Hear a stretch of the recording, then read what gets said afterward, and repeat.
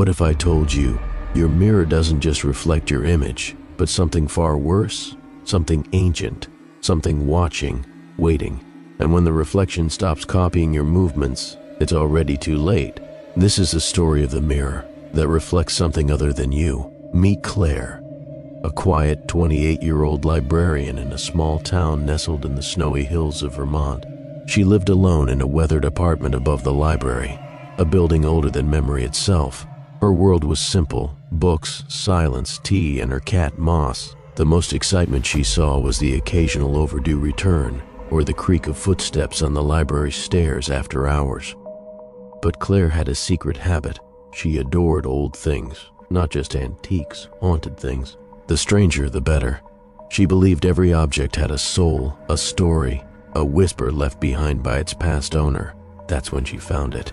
An ornate Victorian mirror on an obscure online auction site, oval-shaped, framed in tarnished silver vines with black roses carved around the edges. The listing read, "In collector's item, Ashcroft Estate, $1,894. Warning, not returnable."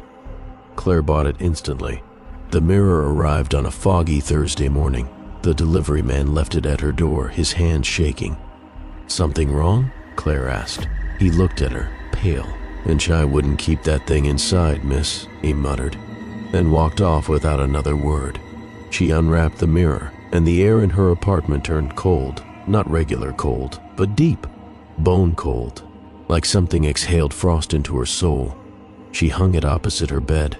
That night she dreamed of a woman in black whispering into a mirror that bled shadow. When Claire woke up, her cat Moss was growling at the mirror, back arched, fur standing, eyes locked on something Claire couldn't see. She laughed nervously. "Oh, it's just a mirror, silly." But the laughter died when she saw her reflection. It was smiling. She wasn't. Over the next few days, her reflection changed. It blinked too slow, moved slightly behind her. Sometimes it tilted its head when she didn't. Once she reached for her coffee, and in the mirror, her reflection reached for a knife. She told herself she was tired, that it was stress, a trick of the mind, so she tested it. She stood in front of the mirror and raised her right hand. The reflection raised its left. She turned her head quickly. The reflection lagged. Then it winked.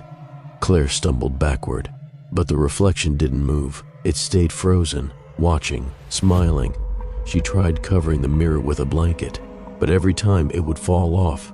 Or worse, the fabric would move, like something was breathing underneath. That night she dreamed again, the woman in black, whispering, "Aunt, let me out, let me in."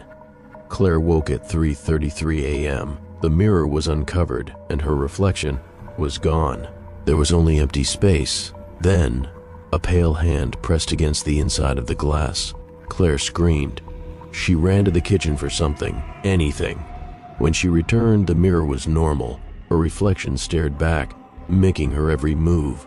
But the smile remained. She tried throwing it away, tossed the mirror into a dumpster behind the library. The next morning, it was back on her wall. She smashed it with a hammer. It shattered.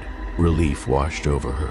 But then, each shard still showed her full reflection, every single piece. That night she hid the shards in a locked chest, but the next time she looked in any mirror, her bathroom, elevator, even puddles, it wasn't her looking back. Claire buried herself in research. She found the Ashcroft Estate's dark past. In 1894, the family vanished. Only a blood-stained mirror was found. The maid who discovered it, dead, eyes gouged out, a message scrawled in blood behind her. Let me out. Let me in." Claire called a priest. He didn't bless the place, just handed her a crucifix and said, "Oh, do not look into it again. It wants to trade places." But curiosity is poison. Claire stood before the mirror. Her reflection was already waiting. It mouthed the words, "Let me in." Then a hand burst through the glass, freezing, pale, reaching for her. Claire fell backward in terror. The hand vanished, but the knocking began. Tap, tap, tap. It didn't stop. She moved to a motel. No mirrors, no screens. But her reflection followed, in the TV, in shadows, in window glass, smiling, tapping, whispering. She tried to run. She buried the mirror in the woods, wrapped in chains, surrounded it with salt. But it didn't matter. The reflection had already escaped.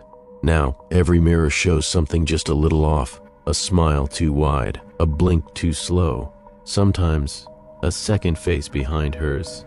Claire doesn't use mirrors anymore, but sometimes at night, she sees her reflection in the window. It taps from the other side and mouths the same words, "Let me out, let me in." So the next time you look in a mirror, watch closely. Does it mimic you perfectly, or is it just pretending?